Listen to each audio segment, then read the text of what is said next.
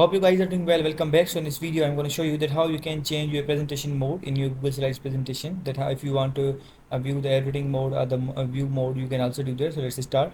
So first of all, what we have to do, simply we have to open our presentation, and after opening presentation, as you can see, you will get the view option here. So we have to click on the view option, and in the first you will get the mode option here. So we have to click on the mode option. As you can see, in the first one, if you want to edit presentation directly, you have to click on the editing mode. If you want to commenting mode, add comments to the presentation. If you want to viewing the mode, you can also do that. You have to click on the viewing mode, and you will be able to see only the presentation. As you can see, now you can only view the presentation, you can't edit this. So if you want to this, you can also edit this. So I'm going to click on the view, and now let's click on the mode, and now I want to editing mode, and as you can see, now you will get the editing mode. I'm going to click on the view, and let's click on this, and now I want commenting mode. As you can see, the commenting mode will be like this. So now I'm going to bake. Let's click on the editing mode. So it's done.